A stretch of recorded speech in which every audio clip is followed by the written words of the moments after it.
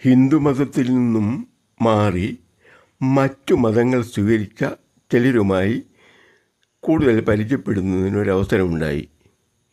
അവർ പറയുന്ന പല കാര്യങ്ങളും ശരിയാണെന്ന് തോന്നി എനിക്കും. ഏറ്റവും അവർ പറയുന്നത് അവർ ക്ഷേത്രങ്ങളിൽ പോകുമായിരുന്നു.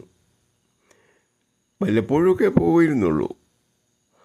പോയിട്ട് അവിടെ ചെറിയ വഴിപാടൊക്കെ കഴിച്ച് തിരിച്ചു പോരും. രാമായണം വായിക്കണമെന്നൊക്കെ പറയും, ആൾക്കാർ പറയും, വേണ്ടപ്പെട്ടവരൊക്കെ. വായിക്കാൻ അറിയത്തുമില്ല, ഗദ്യമല്ലാത്തതുകൊണ്ട് വായിക്കാനും പ്രയാസമാണ്. വായിച്ചാലും മുക്കാലും മനസ്സിലാവും. എന്നാലും ഒരു കഥയില്ലേ, എത്ര പ്രാവശ്യം ഇതൊക്കെ വായിക്കുന്നത്? കഥയൊക്കെ ഒരുമാതിരി അറിയാമല്ലോ. പിന്നെ ഓണം ആഘോഷിക്കും. പിന്നെ ഉത്സവത്തിന് ഏതായാലും പോകും. എന്തെങ്കിലും പരിപാടി കാണും, അത് കാണും. എന്തെങ്കിലുമൊക്കെ വേണ്ടേ, അതുകൊണ്ടാണ് പോകുന്നത്. എന്നാൽ ഇങ്ങനെ ജീവിച്ചു പോവുക. ബുദ്ധിമുട്ടാ ജീവിതം, ആവശ്യത്തിന് വരുമാനമില്ല. അങ്ങനെ ഇരിക്കുകയാണ് ചില മത പ്രചാരകർ വീട്ടിൽ വരികയും മറ്റൊരു മതത്തിൻ്റെ വിശേഷങ്ങൾ അധികമായിട്ട് പറയുകയും ചെയ്തു. ജീവനുള്ള ദൈവമാണ് അവരുടേതെന്ന് പറയുന്നു. നിങ്ങളുടെ കല്ല് എന്ത് ചെയ്താൽ ഇത്രയും കാലം പോയില്ലേ, വല്ലതും ചെയ്തോ, വല്ലതും കിട്ടിയോ? ഞങ്ങളുടെ ദൈവം അങ്ങനെയല്ല, ജീവനുള്ള ദൈവമാണ്. അപ്പം നിങ്ങളിതൊക്കെ ഉപേക്ഷിച്ചിട്ട് ശരിയായ വിശ്വാസത്തിലേക്ക് കടക്കുകയാണെങ്കിൽ നിങ്ങളുടെ ജീവിതം കൂടുതൽ ഭംഗിയാകും. കൂടുതൽ ബുദ്ധിമുട്ടൊക്കെ മാറി നന്നായിട്ട് ജീവിക്കാൻ പറ്റും. ലോകമെല്ലാവരും അങ്ങനെ ലോകത്തിലെല്ലാവരും അങ്ങനെയല്ലേ ജീവിക്കുന്നത്. ഇവിടെയാണെങ്കിൽ ഹിന്ദുക്കൾ പൊതുവേ പണം കുറഞ്ഞവരല്ലേ, ബുദ്ധിമുട്ട് അനുഭവിക്കുന്നവരല്ലേ അധികം പേരും. അത് ഈ കലിനെയും കുറ്റിയൊക്കെ ആരാധിച്ചിരുന്നാൽ ഇങ്ങനെ പറ്റും. ദൈവത്തെ ആരാധിക്കാൻ ആദ്യം പഠിക്കുക. അപ്പോൾ പുള്ളിക്കും ശരിയായിട്ട് തോന്നിയെന്ന് പറഞ്ഞു. അങ്ങനെ ക്രമേണ അധികം താമസിയാതെ മാറാനുള്ള അവസരം മാറി. ബൈബിളുമായി പ്രാർത്ഥനയ്ക്കൊക്കെ പോകുന്നു. എന്നാൽ ഒരു പുതുമയിൽ കവിഞ്ഞൊരു ഒരു നേട്ടമൊന്നും ഉണ്ടായി കണ്ടില്ല അവിടെ. ഞാൻ ചോദിച്ചു, വല്ലതും പ്രതിഫലം കിട്ടിയോ? ഒന്നും കിട്ടിയില്ല. അത് കള്ളം പറഞ്ഞാൽ സാധ്യതയെന്ന് എനിക്ക് തോന്നുന്നു അയാളുടെ മുഖഭാവം കൊണ്ട്. ഏതായാലും ഒന്നും കിട്ടിയില്ലെന്നാണ് പറഞ്ഞത്. പക്ഷേ ഇപ്പം ആദ്യമൊക്കെ പോകുമായിരുന്നു. ഇപ്പം ഒരു കൊല്ലമായിട്ട് വല്ലപ്പോഴുമൊക്കെ പ്രാർത്ഥനയ്ക്ക് പോവുള്ളൂ. അവിടെ ചെന്നാലും വലിയ മടുപ്പാണ്. ഒരു കാര്യത്തിനും ഒരു രസവും ഇല്ല. നമ്മുടെ സ്ഥിതി പണ്ടത്തെ പോലെ തന്നെ എന്ന്. അപ്പോൾ ഞാൻ ചോദിച്ചു, നിങ്ങൾ ഹിന്ദുമതത്തെക്കുറിച്ച് എന്തറിയാം? എനിക്ക് ഓണം ആഘോഷിക്കും, വിഷു ആഘോഷിക്കും, അതൊക്കെ ഞങ്ങൾ പങ്കുചേരും. ഉത്സവത്തിന് പോവും, വല്ലപ്പോഴും അമ്പലത്തിൽ പോവും, അവിടുന്ന് വല്ല പ്രസാദം കിട്ടും, കഴിക്കും. ഇതൊക്കെ ഉള്ളൂ, ഞങ്ങളുടെ വിശ്വാസം ഇതേ ഉള്ളൂ. എന്തെങ്കിലും ഹിന്ദു പുരാണങ്ങൾ വായിച്ചിട്ടുണ്ടോ? ഞാനൊന്നും വായിച്ചിട്ടില്ല. ഇതൊക്കെ പദ്യമായതുകൊണ്ട് വായിക്കാൻ വലിയ ബുദ്ധിമുട്ടുമാണ്. ഇന്ന് എത്ര പ്രാവശ്യമായി ഇത് വായിക്കുന്നത്? എല്ലാം ഒന്ന് തന്നെയല്ലേ. അതുകൊണ്ട് ഞാനങ്ങ് വായിക്കാറൊന്നുമില്ല. മതപ്രസംഗമൊക്കെ അമ്പലത്തിൽ ഒക്കെ വരുമ്പോൾ ഞാൻ പോകാറൊന്നുമില്ല. അതിനകത്തൊരു രസവും തോന്നുകയില്ല. എല്ലാം പറയുന്നതെല്ലാം ഒരുപോലെയൊക്കെയാണെന്ന് തോന്നുന്നു. ദൈവത്തിൻ്റെ കാര്യമൊക്കെ പറയും. അപ്പം ഈ കല്ലിനെയും കുറ്റിയും ആരാധിക്കുക എന്ന് പറയുന്നത് അർത്ഥശൂന്യമാണെന്ന് തന്നെ അദ്ദേഹം വിശ്വസിക്കുന്നു. കല്ലിനെ ആരാധിക്കുക എന്നാ കിട്ടാനാ ഇങ്ങോട്ട്? കല്ലില്ലയോ? അങ്ങനെ ആലോചിച്ചു. ചെന്നപ്പോഴൊക്കെ അല്ല അവിടെ ഇരിക്കുന്നത് അകത്ത്. അവിടെ ജീവനും കുന്തമൊന്നും കണ്ടില്ല. അതൊക്കെ കണ്ടാണ് ഈ മതം മാറിയത്. ഇതിപ്പോൾ ഒരു അബദ്ധമായിട്ട് വന്നിരിക്കുക, കാര്യമില്ല എന്ന്. എന്നാൽ ഈ അയോധ്യ ക്ഷേത്രം പണിതപ്പോഴാണ് അതിനെക്കുറിച്ച് ഹിന്ദുമതത്തെക്കുറിച്ച് കുറച്ചൊരു ധാരണ വന്ന് ഫോണിൽ കണ്ടെന്ന് പറഞ്ഞു. ഫോണിൽ നിന്ന് മനസ്സിലാക്കി കാര്യങ്ങളെക്കുറിച്ച് കുറേയൊക്കെ ഒരു ഐഡിയ, ആശയം കിട്ടി. ഒരു മതിപ്പൊക്കെ തോന്നി. പിന്നെ പ്രയാഗ്രാജിൽ 60 ലക്ഷം പേര് കൂടിയെന്ന് കേട്ടപ്പോൾ ഇതുപോലെ ഈ കോർബായം കാണിക്കാനാണ് 60 ലക്ഷം പേര് കൂടിയെന്ന് ഞാൻ അത്ഭുതപ്പെട്ടു പോയി. ഇന്ത്യക്ക് പുറത്തും ധാരാളം ആൾക്കാർ, വലിയ വലിയ ആൾക്കാർ ഇതിന് വരുന്നു. ഹിന്ദുമതത്തിന് ഇത്രയും മഹിമയുണ്ടോ? 60 ലക്ഷം പേര് അങ്ങോട്ട് കൂടാൻ അതിന് മാത്രം എന്തായിരിക്കുന്നു എന്നൊക്കെ എങ്കിലും എനിക്ക് തോന്നി. വലിയ വലിയ കാര്യങ്ങൾ ഓരോരുത്തർ പറയുന്നത്, അതൊക്കെ സത്യമൊന്നും എനിക്ക് തോന്നിയില്ല. അങ്ങനെ ഇരിക്കുകയാണ് പ്രയാഗ്രാജിലെ ഈ ഇത് വന്നത്. പ്രയാഗ്രാജിലെ കഴിഞ്ഞ് മാഘമഹോത്സവം, അവിടെ 20 ലക്ഷം പേര് കൂടി. അതിലും പുറത്തു നിന്നുള്ള ആൾക്കാർ, ഇന്ത്യക്ക് പുറത്തു നിന്ന് ആൾക്കാർ വരുന്നു, വലിയ വലിയ ആൾക്കാർ അവിടെ വരുന്നു, അവരോരോ അഭിപ്രായം പറയുന്നു. ഇതെല്ലാം ഫോണിൽ കിട്ടുന്നു ദിവസവും. ഇതൊക്കെ കണ്ടപ്പോൾ എനിക്കൊരു മതിപ്പ് തോന്നുന്നു. തന്നെയല്ല, ഈ ഇന്ത്യൻ പ്രധാനമന്ത്രിയെ ലോകം മുഴുവൻ മാനിക്കുന്നു. അങ്ങനെയാണ് ദിവസവും അമ്പലത്തിലും പള്ളിയിലും, അമ്പലത്തിൽ പോകുന്നു, പള്ളി പോകുന്നില്ല, അമ്പലത്തിൽ പോകുന്നു, അവിടെ ആരാധന നടത്തുന്നു, അത് പൂജ നടത്തുന്നു, തനിയെ പൂജ നടത്തുന്നു, അഭിഷേകം ചെയ്യുന്നു, ബിംബയ്ക്കും ശിവലിംഗത്തിനും ബിംബത്തിനുമൊക്കെ അമ്പലത്തെക്കുറിച്ച് പ്രസംഗിക്കുന്നു. ഇന്ത്യ എന്ന് പറയുന്നത് ശ്രീരാമന എന്നൊക്കെ പറയുന്നു. ഇതൊക്കെ കണ്ടപ്പോൾ എനിക്കൊരു അബദ്ധം പറ്റിയോ എന്നൊരു തോന്നൽ. എനിക്ക് ഇത്രയൊന്നും അറിഞ്ഞുകൂടായിരുന്നു. അന്ന് ഫോണില്ല, എനിക്കറിയാനൊരു മാർഗവും ഇല്ലായിരുന്നു. ഇപ്പം അബദ്ധം പറ്റി പോയോ എന്നൊരു സംശയം ഉണ്ട്. എനിക്കറിവില്ലായ്മ കൊണ്ട് ഞാൻ മാറിയതാണോ, ഇത് നല്ലതാണോ എന്നൊക്കെ ഒരു സംശയം തോന്നുന്നു.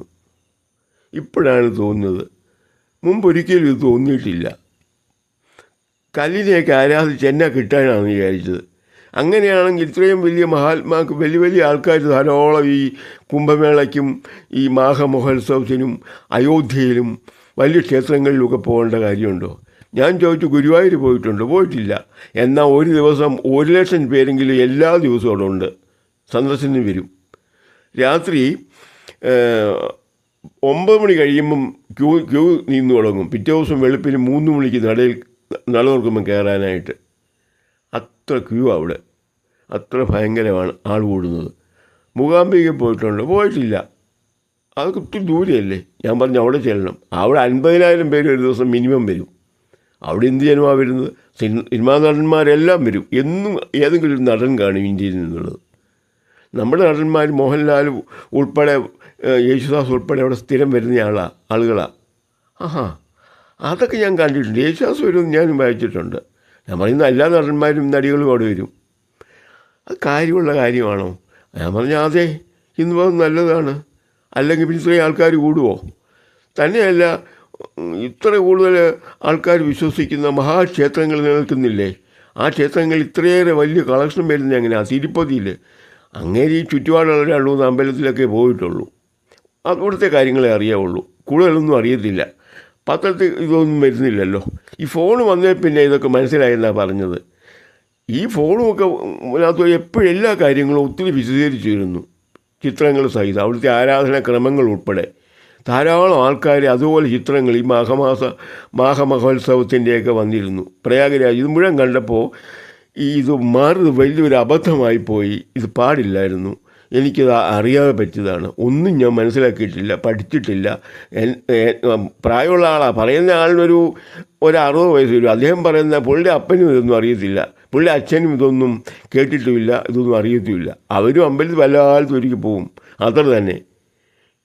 ഒരാചാരവും ഇല്ല, ഒരു ഗ്രന്ഥവും വീട്ടിൽ വായിക്കില്ലായിരുന്നു, അറിയത്തില്ല. ഞാൻ ചോദിച്ചു, രാമായണം ഉണ്ടോ? ഇല്ല. എന്താ അത് കൊള്ളാം എന്ന് ഞാൻ പറയും. ഒരു രാമായണം ആദ്യം വാങ്ങിയില്ലേ. വിശ്വാസം, അവനവൻ്റെ വിശ്വാസം, ജനിച്ചു വളർന്ന വിശ്വാസം അത്രയും മഹത്തരമായിട്ട് ഈ ഭൂമിയിൽ ഒന്നുമില്ല.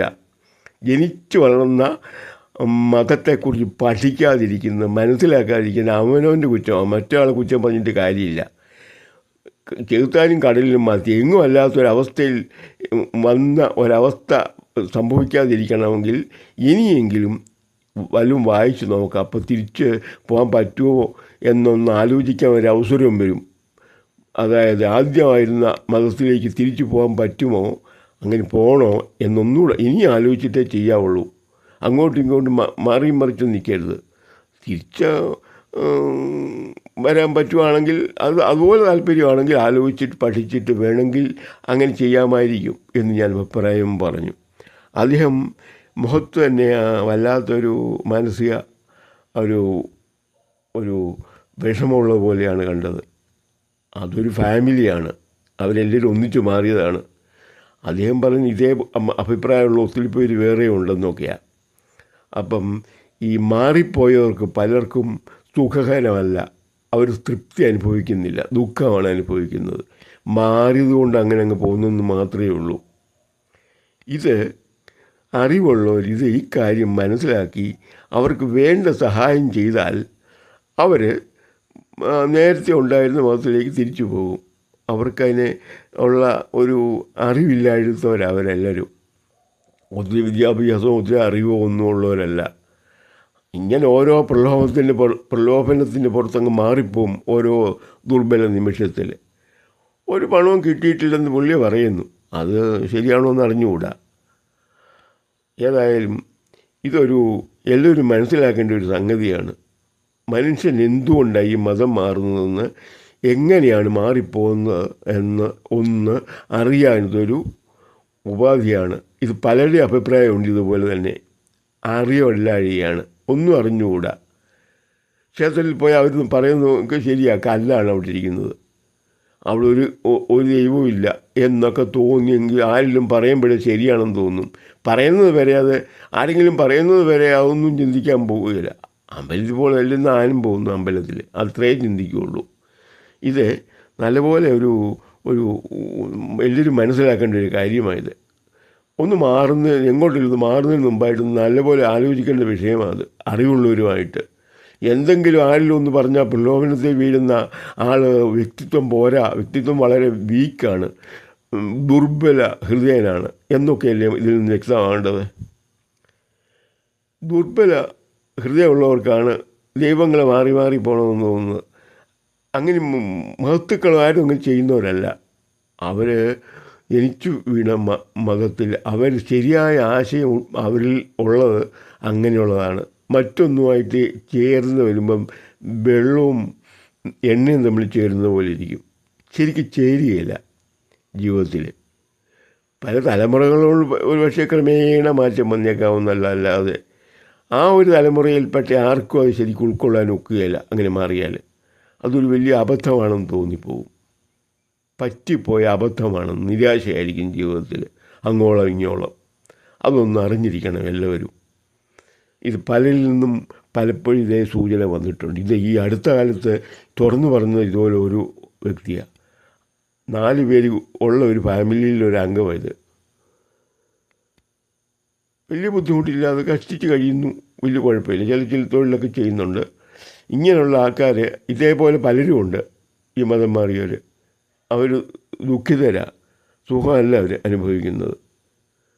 ശരിയായ ഒരു വ്യക്തിത്വത്തിൻ്റെ ഉടമകളല്ല അവർ. അതുകൊണ്ടാണ് അങ്ങനെ അബദ്ധം പറ്റിപ്പോയതാണ്. അത് നമ്മൾ അറിഞ്ഞിരിക്കണം എല്ലാവരും, എങ്ങനെയാണ് ഇത് മാറിപ്പോകുന്നതെന്ന്.